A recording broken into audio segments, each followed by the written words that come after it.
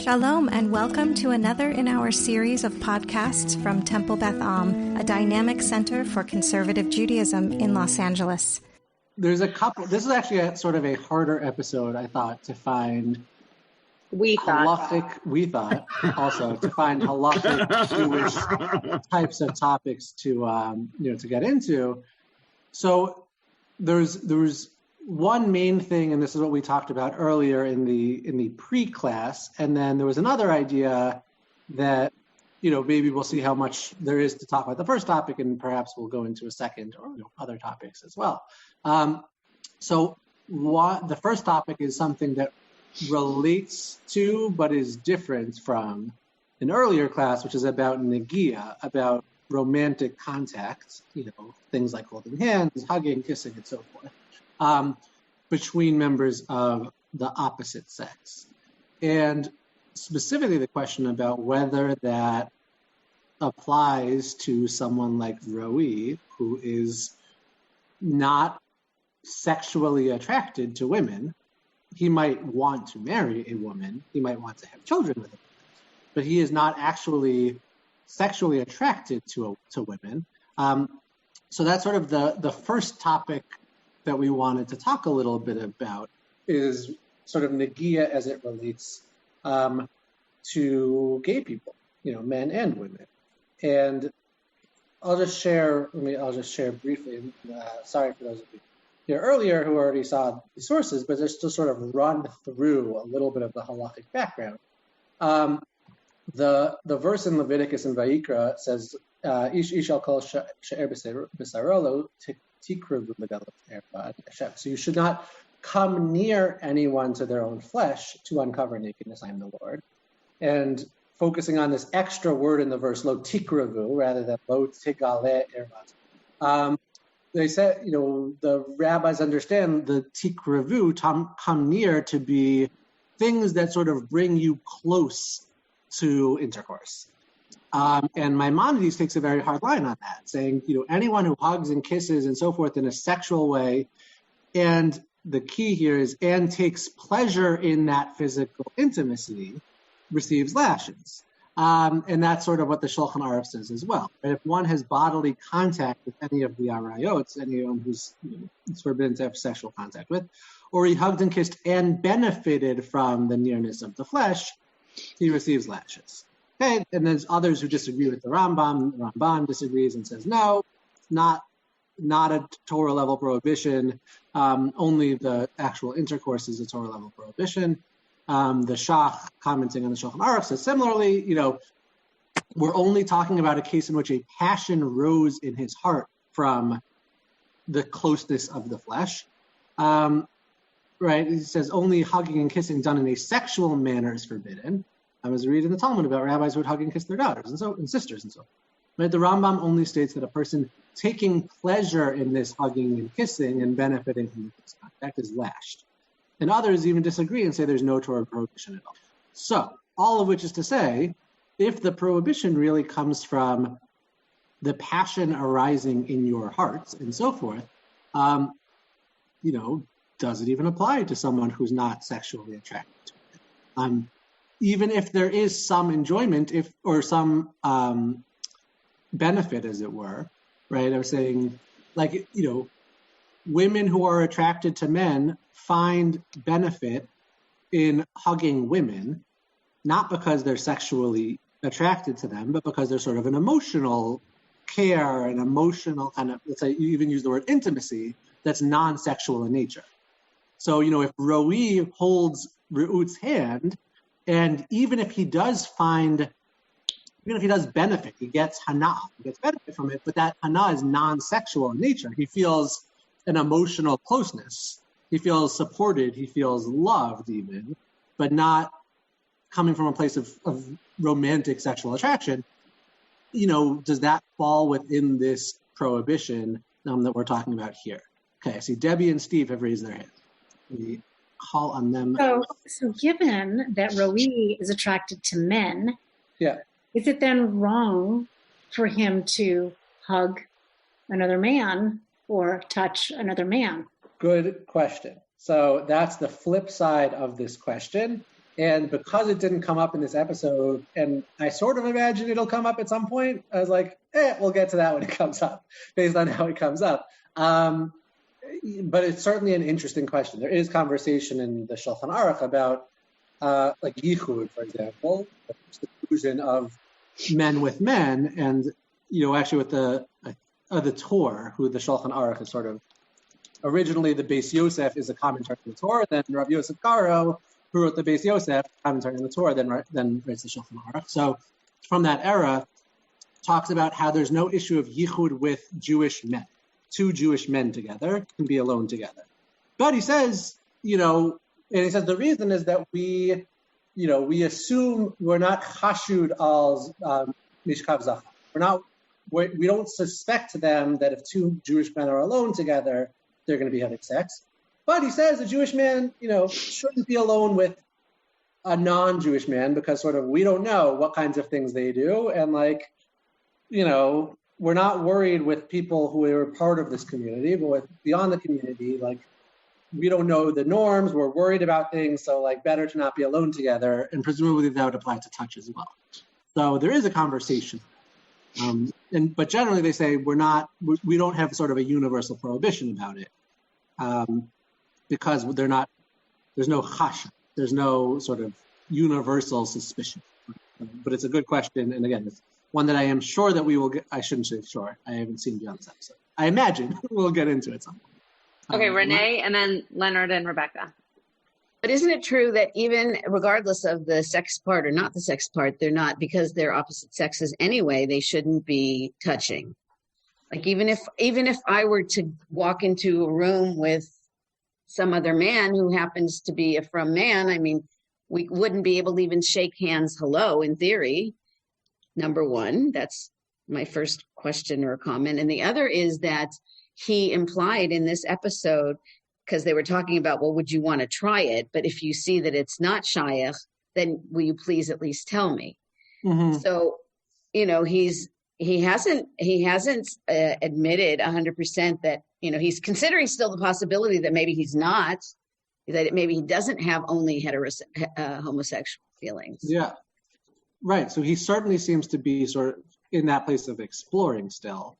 And he's saying, I was in yeshiva surrounded by men for years. I guess, there's a lot to sort of unpack about what, where my attractions lie. I know I'm attracted to men. I'm not sure about women, is sort of what he says. As to the first point, that's sort of the big question. Based on the sources that I just brought, which are sort of the main halachic sources on the topic, it's not so clear that it's problematic to shake hands with a man or woman who you would say sort of almost like categorically is unlikely to be a romantic partner. But yet they don't do it. I even on a professional level, when I've gone with other, in a room where there've been other frum men, they won't shake hands with. I know not to extend my hand, obviously, but they wouldn't reach out their hand to shake my hand. So I think it's a question of the they, and the who is the they, right? Some men. From men. Some from men, many from men would say, it's easier to just have a universal policy of not shaking hands, because then if I do shake hands with someone, that's basically it's almost saying there's no way in the world I would ever be romantically interested in you. So, and that's why I'm shaking your hand, right? Versus someone else who, I'm refraining from shaking your hand. Maybe that means I'm interested in you. And so I think, widespread custom is to just avoid it entirely, but looking, solely at the halachic literature, from Maimonides and the Shulchan Aruch and so forth, it seems like only someone with whom you would actually, benefit. You would have, the words that are used are hana'a and ta'ava, that you're sort of, you have a desire for. You have a. So is it okay to say those quotes then from men that I now encounter from now on?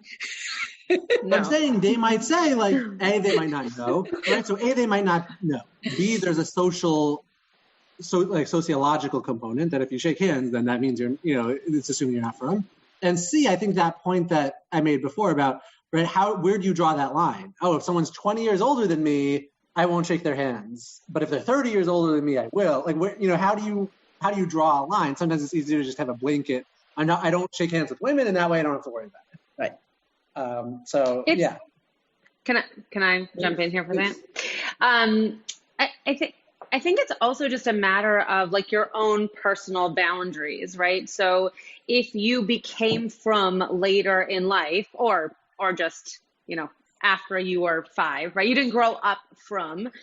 There are going to be people in your life who were not used to you being Shomer Negiya, or used to your kind of constraints of how we would think of just like socially saying hello to people in a non-frum world, right? So you might decide for yourself, okay, I am frum now, but if I encounter someone who knew me at a time when I was not frum, I am going to take their hug or let them kiss me on the cheek or shake their hand or whatever it might be, because those are your boundaries, right? It's hard to say to somebody that I don't do that anymore, but you used to know me at a time when I did do that. Whereas when you are meeting someone for the first time who is in this category of keeping Shomer Negiya, they need to assume that there could be a world in which you could be in this same category. You could be someone who they benefit from in terms of touch, or in terms of intimacy, or in terms of feeling that benefit from their embrace, right? So I think that's the other side of this, which halacha obviously doesn't go into, because halacha is like, this is what you do, this is what you don't do. But the sociology and the kind of the feelings, the emotional aspect behind it is also your own boundaries and your own limitations to what relationship means to you when you take on these different laws, which also plays into, by the way, homosexual relationships, right? Because even if it's not written in halacha, the idea of a man keeping Shomer Negiya with other men for himself, not because of halacha, might make sense because he knows that he is attracted to men rather than women. So though it's not written in halacha anywhere, that is, back to Debbie's question, like that is a big part of personal choice of what does Shomer Negiya now mean that I've broken down this construct of heterosexual relationship. But again, not halachically, just, in their own brains. Okay, Rebecca and Leonard, and then Barbara, and then Joe. Just noting, I know a number of our New Orleans people are losing power. So hopefully, people keep power as long as they keep power for, and if people pop off, perhaps even myself included, but hopefully not. You know why? Can't wait. Are people losing power for a reason? There's a storm. Like, is something happening? Storm. I lost power at my house. Yes. We can see. Dark. Okay, well, Los Angeles will continue to lighten you up. Okay, Leonard and Rebecca, then Barbara, then Jeff and Linda, or whoever's there. Okay. Before I make the comment I was going to make, just to address what Rabbi Schatz just said, I can recall at least one incident where I have a male frum cousin who didn't used to be so frum, and I had hugged him, but now I wouldn't approach him. But then I observed that another, let's say, female cousin or relative or something, I kind of look and I see, oh yeah, they're hugging. Okay, it's okay for me. So then I do approach it, but I assume that I want to be respectful, even though I used to hug this person. But if I get any kind of a hint that okay, yeah, it's still okay, then then I do it. Mm-hmm. But yeah, no, go ahead. My comment was going to be in thinking about people who identify as bisexual. I recall somebody saying that that orientation came later in life to them, and so in thinking about Rabbi, where okay, he's thinking he's attracted just to men, but it could be that he might, depending on if he meets a certain woman, might also be attracted to women. But if he goes ahead and holds hands or touches whatever, it's like then he'll get that feeling, but then it's too late. He's already, gone against what he should have done. So it seems like you can't go ahead and attempt, to hold hands or touch, because then if you do get that feeling and are attracted to the woman, it's too late. Yeah, it's also an interesting way of thinking about how you create, I know I keep using the word boundaries, but how you create those relationships even before you know if a person is going to be someone who gives you those feelings of benefit or intimacy, right? So that part of what the stringency of Shomer Negiya does is says, you are a man, you should not touch any woman, because there is a chance that you will feel that with every woman that you shake hands with or give a hug to, or, so though it does come down to those feelings being shared once you are touching the other person, part of the fence that we put around this piece of big T Torah, right, is that you don't want to even get to that point of touching, because you might end up with those feelings even if you don't know that you would, similar to what you're describing for someone who might not even know that they're bisexual. The other point that I was going to say with your example of Roe is that he very clearly, we don't know if he's bisexual, right? He could be, but he very clearly is stating that he has feelings for men in a sexual, romantic way, and he wants to be married to a woman and have children, because in his world, that's how that happens. So when you look at the laws and you look at the literature around Negiya and around relationships, you realize that even though it says benefit, even if he's not sexually attracted to his wife, he is benefiting from her in having children with her if he's in a relationship with her. So the lines then become blurry to a person who is closeted and choosing a different life than the one that they actually might be attracted to. Not the word I was looking for, but I see a problem here. If we say that, that men shouldn't be touching women because they might be sexually attracted to them, and even to go so far to say, don't touch any women except the ones you're closely related to, lest you say, I'm not attracted to you, or I wouldn't find you an attractive partner, or whatever. But in the same sense, then Roe shouldn't be touching any men, but by refusing to touch any men, he's announcing that he's attracted to them. So right. That seems to be a problem. Yeah. Yes. Yeah. No, I think that's right. I mean, and I'll note, Rabbi Schatz was sort of talking about the universal, the sort of the widespread norm of sort of universally not touching, men not touching women and vice versa. And again, I'll just point out that's actually not halacha. That's much more sociological than it's halachic. But Leonard, your point I think is a really important one, that if someone is gay and is suddenly touching women and not men, it's sort of announcing to the world, which they might want, but they also might not want, and they also might want sometimes and not other times.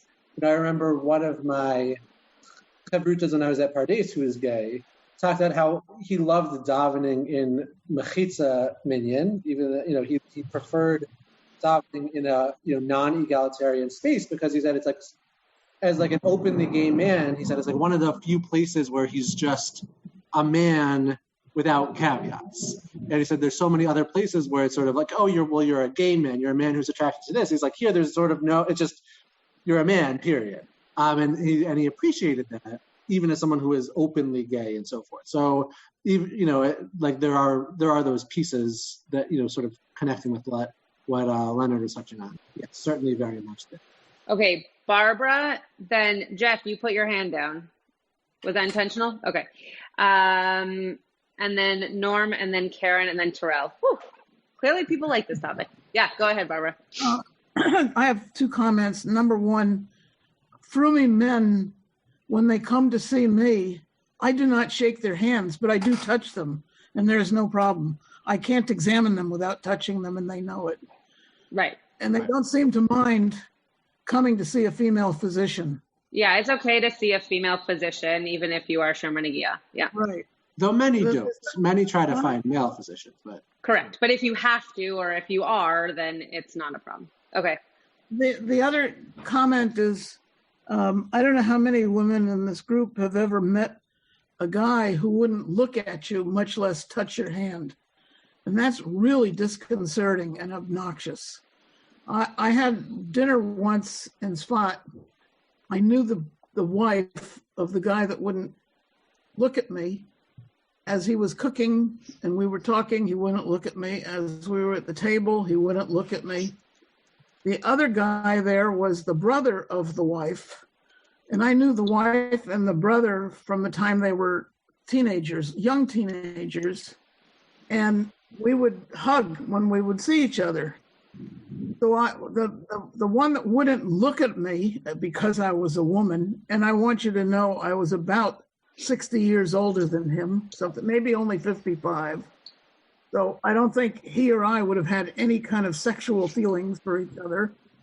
The other one would look at me and talk to me, and I asked him, I said, if you've become so frum, because he used to be a-religious, I said, why will you look at me when your brother-in-law won't look at me and has left the table because he doesn't want to be around me? And he said just exactly what Rebecca said earlier, and that is that he knew me and he felt he would be insulting me if he didn't talk to me and look at me, since he knew me for so long and he knew me as a friend, as a doctor, both. Right. I just thought it was rather interesting. I mean, I can't believe that any guy can feel bad enough they won't shake hands, but to feel you can't look at a woman, holy cow. I mean, it comes from, we had talked about in one of the episodes about head coverings, that there's, talks about, what? Oh. I was going to say, I think it was the first episode. It was a long time ago. Maybe. I think I was in New York for that. But anyway. Yeah.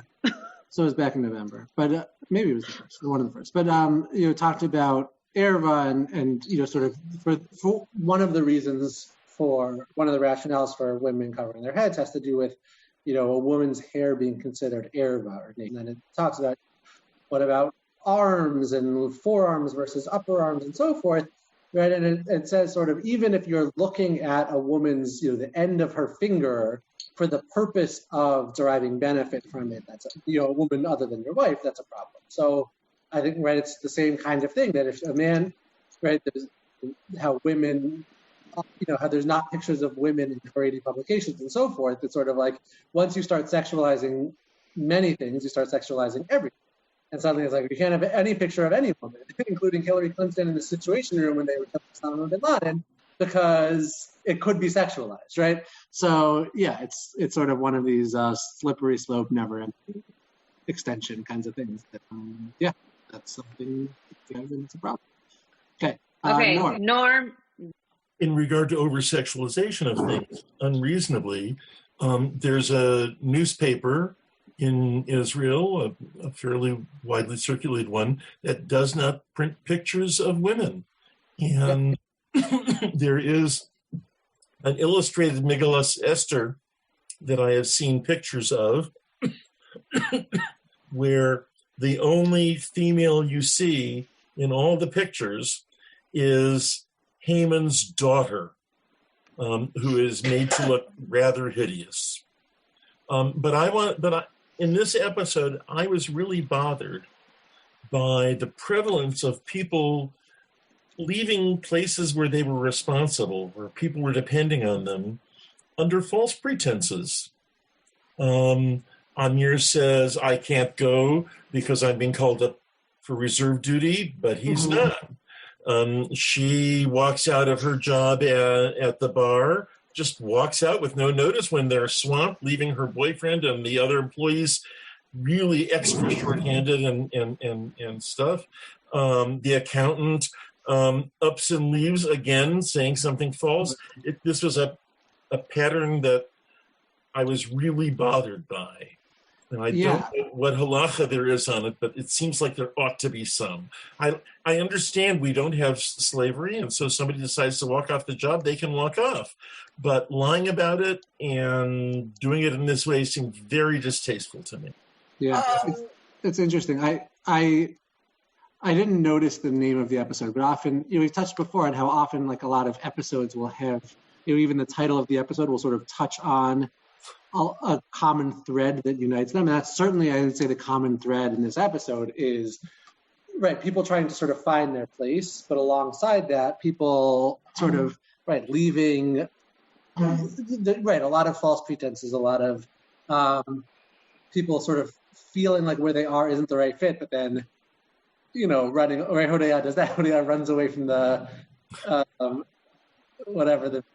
museum, I forget what it's, the Bible Land Museum, I forget what it is in Hebrew, but yeah, so there's a lot of that, it's sort of a different topic, but, that is certainly a recurring theme in this episode. In the band's agent, who, they say the band is coming, and then, the agent comes, and the band is with a different graphic designer. Like, there's a lot of sort of false pretenses. One of my pet peeves is this, that Nati, in his typical elegant and very kind way, says people choose to be gay. Mm-hmm. That's just one of my pet peeves. Talk to a gay person. And that's just not how that works. Yeah, we talked. Oh, go ahead. You may have talked about that already. It made me doubt medical education in Israel. The scene in the park where Roi's on a park bench and this relatively attractive, possibly gay man walking his dog sits down and introduces himself, likely in terms of how he was dressed and how he behaved. And Roi runs away, which is something that I understand when I think I understand it psychologically. When you're uncomfortable with a particular aspect of yourself, you run away from it mirrored in other people. But those are just some other things to discuss. Right. Yeah, thank you. Right. I think there's a number of pieces there. I think, there's the medical education piece, and also acknowledging that it was, the show was from, 11 years ago. So this is a topic where medical understandings have changed. I think even in 2008, 9, people in the world of medicine should understand that it's not a choice. But I think it's, it's also his brother.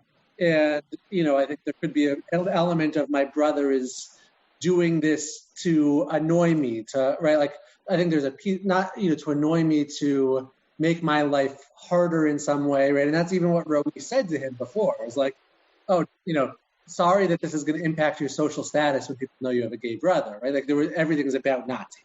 And I think that's a piece of what, Nati's sort of refusal to acknowledge this is specifically because it's his brother. And there's sort of a sense of, oh, he's doing this to get at me or something. Where even if Nati as a doctor might understand that that's not the case, he might think it's the case of his brother, that, this is just a phase, or this is something along those lines. Okay, Karen and then Terrell. Touching on the park thing, what fascinated me about this, or how I interpret looking at it, he's sort of thinking about Rayut. She's thinking about him. The guy comes and talks to her. And then he's going for a walk, and he's undecided what to do. And then temptation comes, and he runs, because I think he doesn't want to make a decision at that moment. And so I think it really was showing his ambivalence, or as he said, eventually, when you spend so much time in the yeshiva, you don't know who you are and what you are and all of it. Mm-hmm. So I loved that piece. And as you're talking, man and man, can they shake hands? Because the kid put his hand up. Yeah. And, Sorry. Right? And so I was thinking, because you brought that up again with the touching, man to man, is that going to be sexual? Who knows? But that's exactly what I thought of when I saw that moment, because this is something that I've spoken about before and asked a lot of questions about before. But the that moment where then he doesn't shake his hand, right? He just gets up and he goes. I wonder if he's thinking in that moment, like, is this something that I can do? Not necessarily like halachically, but is this something that I should be doing if I know that there could be an attraction or any kind of feelings, chemistry, that's the word I was looking for, any kind of chemistry between me and this guy because he is of the gender that I am, attracted to. Right. Yeah, that's a great point. I mean, I'll say that, when I've had conversations like this with gay frum people, there's at one side a sense of like, well, if I'm only attracted to men, maybe I should be having, restrictions on Negiya, on touching with other men. And then there's simultaneously a side that says like, you know what, there's enough restrictions on gay men already that we don't, like, why do we need to be burdening ourselves with more? Like, if we can't have, at least for gay Orthodox men, you can't have a sex life. Wedding. Right, there's limitations on your sexually what you can do, right? Wedding, things like that. Like, why should we bring in a whole nother level of restrictions? Like, there's already enough restrictions. Let's we can be lenient on this area because we're strict on everything else. Like, that's sort of whatever the conversation as I've which is interesting, except for to play the woman card for just a second. There are a lot of restrictions on women.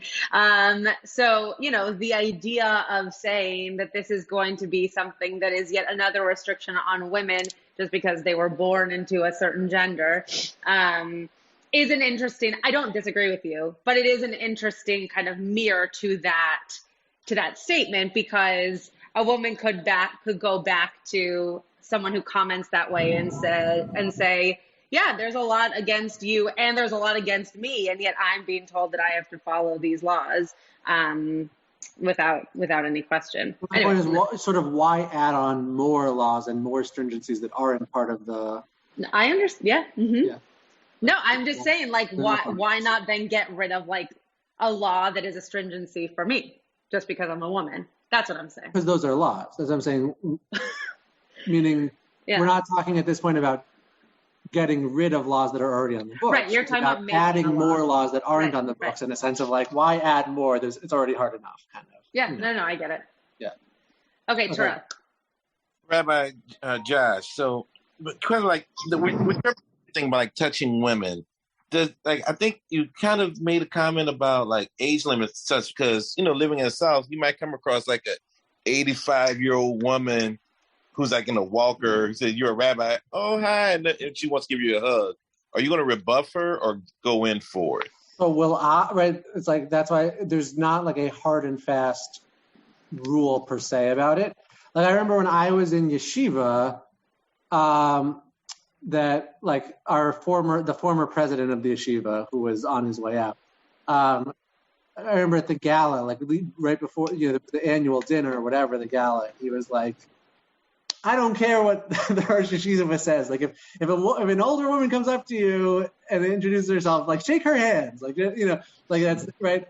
I mean, and this comes up with shuls also of like, right, if you're in a contest with people who, right, some people are just not going to offer their hand and fine. But like, if someone's offering their hand, go shake their hands. And Rabbi LePatin would say, even if they didn't offer your hands, go put out your hand, go shake their hands. So again, there's no hard and fast rule. The laws on the books are, as I showed from Maimonides and the Shulchan Aruch and so forth, it's really about someone who you would derive benefit from the kiruv basar, the closeness of the physical contact. Flesh. Closeness of the flesh, the physical contact, right, and so forth. So really, honestly, right, there's a difference between, for one thing, holding hands versus shaking hands. And so I remember one of my former roommates would say that, like, I will shake hands with women, but I will not hold hands with women. That's like what, because there's different connotations, especially in the modern world. And then I think there's also that piece of, right, giving a hug or helping across the street is a different story. But like, giving a hug to a woman who's clearly, not someone would be a possibility of sexual relations, and you're not getting any romantic, intimacy from that. Certainly, halakhically, it's fine, and I think like socially, it's probably okay too. Look, a lot of very frum men won't do it, but like I don't think there's any problem with that because I could, you sort of understand that this is not the thing that's prohibited. It's sort of common sense. Yeah, tripping and falling is a totally different thing. Someone trips and falls, absolutely, a man can help them out. That came up in the first episode. Oh, it did come up in the episode about the guy who Hodaya went on a date with, who like when they were in high school, she was falling in like a muddy river or something, and he wouldn't help her because of Negiya. Like that's a different a different thing. But yeah, that's totally fine. There's also a world in which, like, if you are in a large space and you're walking with somebody and you're trying to keep them close to you, you're going to the same place together, or you're trying to get out of a crowd or whatever, like tapping them on the shoulder or pulling their arm is also okay, right? Because you're doing it for the benefit of that person's, maybe not safety, but like making sure that person stays with you or follows you through a crowd or whatever. I mean, I feel like the frum men that I know in my life, most of them I see at APAC. And I feel like this happens at APAC all the time. Like, these are not people I'm hugging nor touching in any way. And yet there have been many an instance where they like tap you on the shoulder and say, Rebecca, we're going this way, or like pull your arm to get you to go in the other direction. There's 18,000 people. No. But I think that's something that is also, again, not safety, but it's like for the betterment of that person. It's clearly not romantic touch, right? That's right. The only thing that's prohibited is romantic touch. In fact, maybe it's the opposite. Right. Yeah. So yeah, like, I think like something like tapping on the shoulder, like those things that are clearly not romantic, right? And again, then this bringing it back to this week's topic of like, okay, so maybe then you just say none of it applies to someone like Roe, who doesn't derive benefit from any romantic contact with women. Again, he at least doesn't derive any sexual benefit. He doesn't whatever the language of the Shach about it, arousing passion in your heart or whatever. Like that doesn't happen. He might feel emotionally connected, but that's different. So Rebecca and Leonard. Yeah, our daughter went to a modern Orthodox high school. And so there were a lot of occasions where there were group events and meetings, get-togethers. And so when I would meet staff members, teachers, as well as parents, I wouldn't extend my hand, or how often when you meet somebody, you oh, nice to meet you kind of thing, because especially with the parents, you didn't know what kind of level of religious observance and if they were showing. Yeah, so I wouldn't initiate it, but sometimes I kind of felt like it was saying more about me than it was about them. Somehow I'm thinking, oh, are they thinking that I'm Shomer Negiya, that I'm, kind of held back? And so that was something that was, to me, it was awkward, because especially with the parents, I guess, you don't know each other. You don't know who's more, who's observing Shomer Negiya. That was right. I mean, certainly in places that I've lived, like when I lived in Washington Heights, like no one ever offered their hands to some of the, the other gender, because it's just like, not everyone was Shomer Negiya, but like just it's just easier. Like you don't like. It's a frum enough area, frum enough community that even if some people aren't Shomer Negiya and some people are, like no one's offering it. And so it ends up being often like just a sort of a social norm, where even if you say I do shake hands, I know in this place I don't offer my hand because there's a possibility, or perhaps even a probability, that the person I would be offering it to wouldn't take my, it would create an awkward situation. So yeah, that's certainly. And then sometimes you don't know which of us is refusing. It's just easier sometimes. Again, COVID makes this very easy. Oh, we just said the same thing at the same time. Okay, Debbie and Stu. So I just want to speak out for doctors. I finished my training over 30 years ago in the middle of the AIDS crisis. And even at that time, we still knew that it was not a choice. And Nati's Nati is not speaking as a doctor, as far as, I mean, doctors have known for a long time that it's not choice. I just thought I'd stand up for doctors. But I think that's a good point. I think you're right, Nati. And I saw there was a conversation in the chat, which I think is really helpful, that I think Nati might be worried that not only does this reflect a certain way on him, but maybe he's actually worried, like, am I gay? He doesn't really know, like he's worried about, as someone who struggled and sort of with romantic relationships and has said, like, I don't know what's wrong with me. Like maybe he's worried about himself. I saw Rabbi Barber made that point. So I think that's a good point as well. Also, from what I understand medically, like orientation is not static. And like I know a number of women in their 40s who were married and in their 40s suddenly their attractions changed and suddenly were like not at all attracted to their husbands and were only attracted to women. And, and ended up getting divorced and like have had to navigate that and been like, it wasn't like a thing they were hiding, like there was a change in it, which apparently is not uncommon for middle-aged women.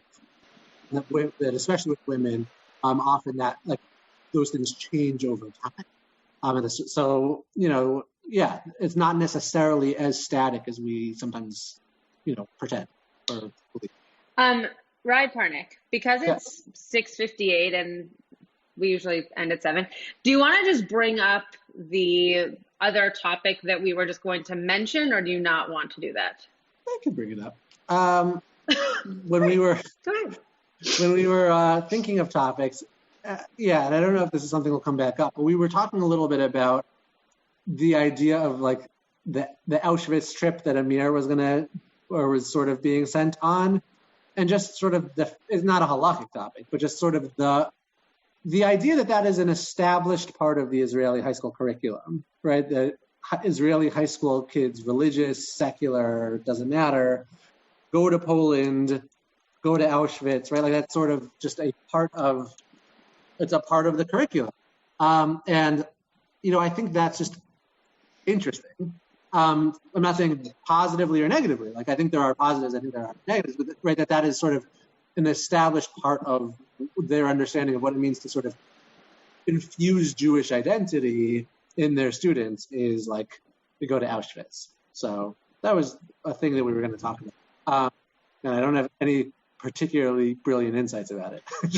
I think it's something that is, I'm sure we could have a whole conversation. Is that a good way to infuse yourself? Hey, Mike. What I was going to say is that I didn't.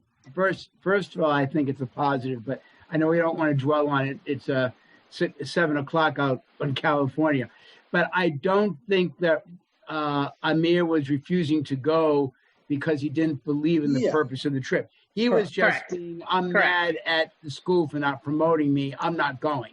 Right. I think, I agree with you. I don't think it was sort of a thing in passing. That was sort of like, I mean, it's interesting and I think notable. Just that is sort of a universal piece of, right? Like it's not a thing we do in America. We send kids to Israel. What? Yeah, Michael. How about all the kids who go on March for Life, or is that a Canadian thing? March for the Living. No, they do. It's a thing that students can choose to go on when they are in high school. In Montreal, it's a big thing. I know in Montreal, since it's a big group, it's a whole thing. They have a whole special prayer at the Shar for them. I know. I was there for that week.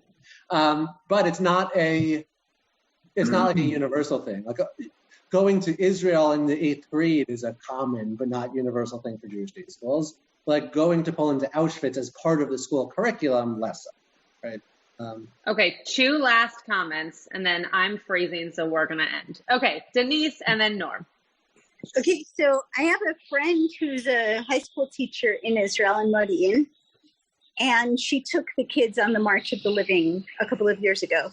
Yeah. Also, she's a homeroom teacher, and from her comments, first of all, I never understood that either one of those was an honor. It sounds like a lot of extra work. So I thought that I was surprised when Amir was like angling for it. But also what she told me is that she was surprised how the kids from Sephardi backgrounds were so unfamiliar with the Holocaust narrative. And that to a lot, some of them were just shocked and it was like really eye-opening. Some of them felt like, oh, this happened to them, but not to us. And there was like a whole range of reactions. But it was just interesting. And maybe that's part of why they do it, is to kind of integrate everybody into a sense of this is part of our history. Yeah, for sure. And I also, Rabbi Pernick and I talked about this a little bit earlier, together, not with everybody, that it's possible that one of the reasons that he was asked to go on it was given his own kind of familial situation, right? He only has a wife, no kids, that kind of thing. And potentially one of the reasons that he didn't go on it was because he recognized that he was being asked to do something that, as you said, feels like more work than less work.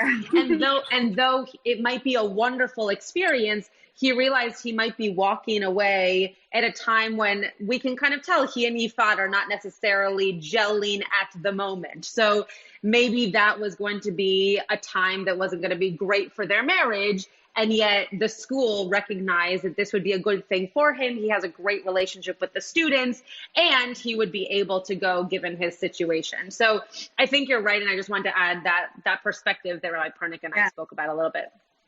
Norm.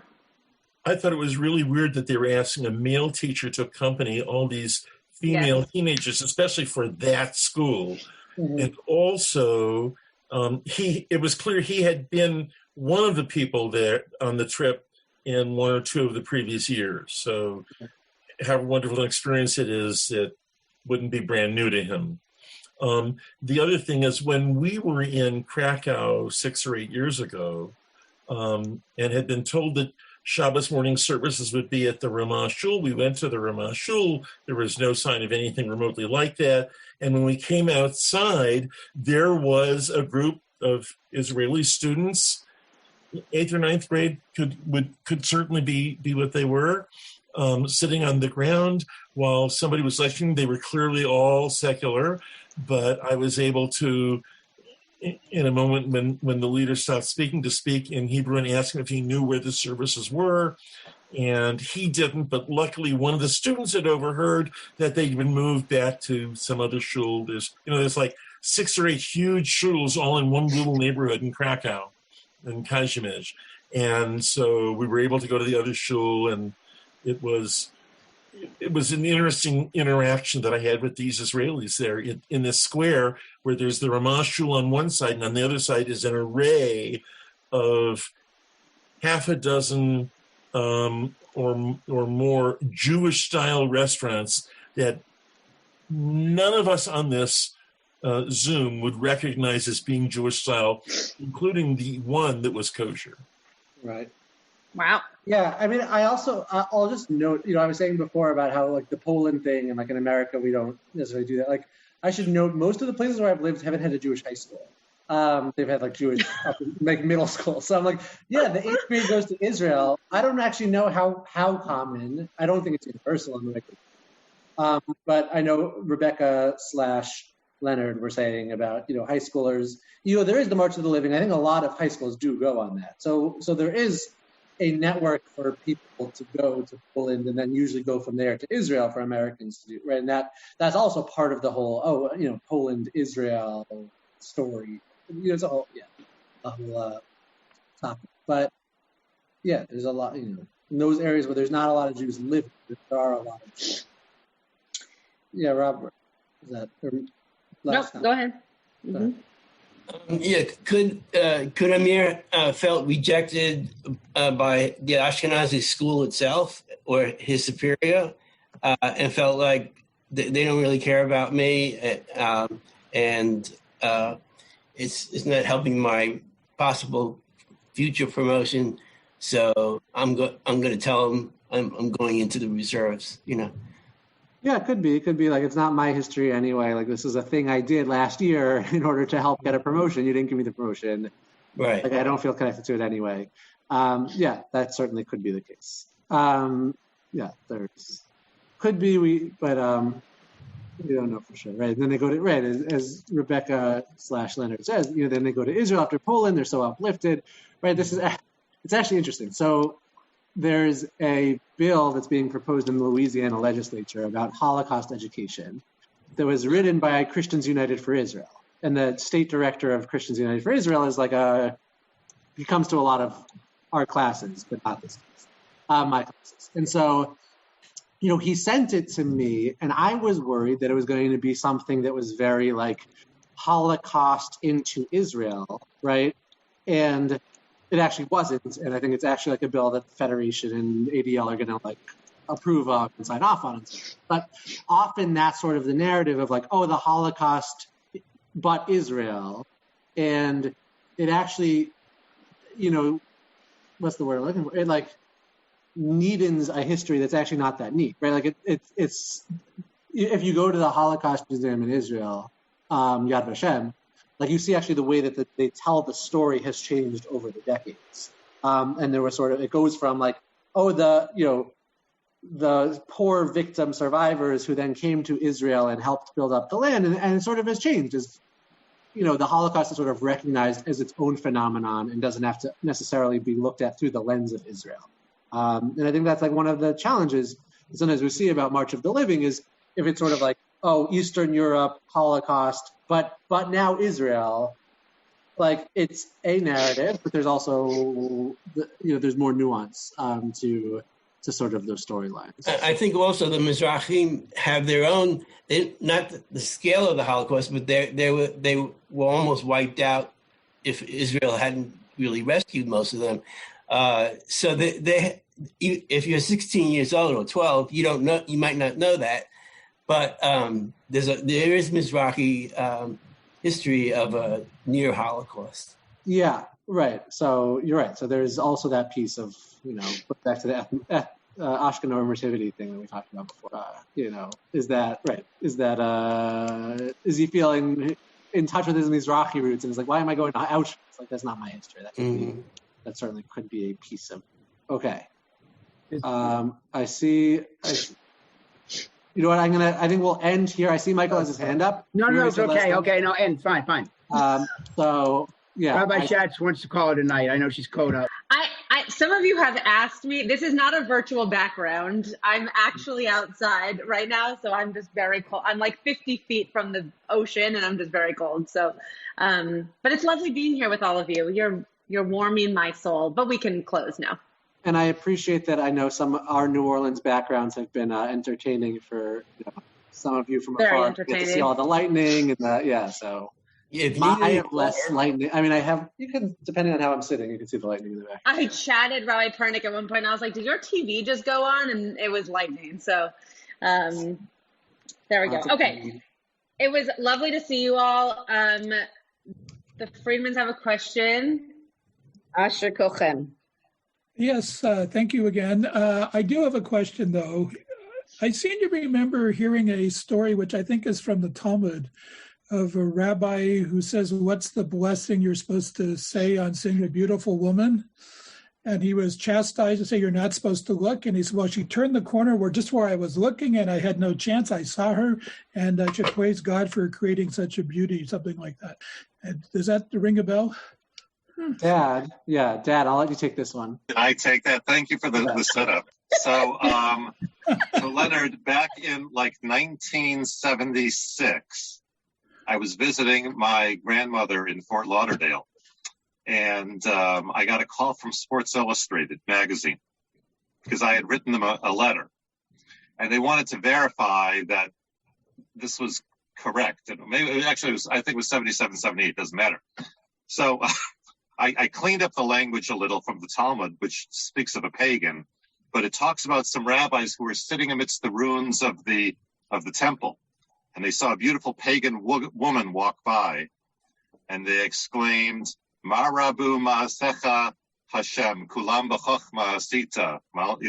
And so I wrote that, "How great are your works, O Lord, and wisdom you have made them all." And I wrote that because it was the winter time when, if you have ever read Sports Illustrated, all these people start writing and saying, "Cancel my subscription," because the swimsuit issue was coming out. And they said, if I wanted to subscribe to pornography, I would da-da-da. And it happens every year. People say, cancel my subscription. I didn't know, da-da-da-da-da. And I said, you're going to get all these letters from religious people. But I said, the Babylonian Talmud has a very different perspective. And then I told that story, and I said, and to that I can only add, Amen. You also weren't married at that time. I was not married. That's correct. Would that have mattered? I don't know. Just saying. Were you a subscriber? I also knew less Talmud than I know now. So. And that's a good way to end a podcast. You knew the I knew important less Talmud than, yeah. Yeah. Okay. Have a great night, everyone. See Lila you Tov. Turn on the heat. Week.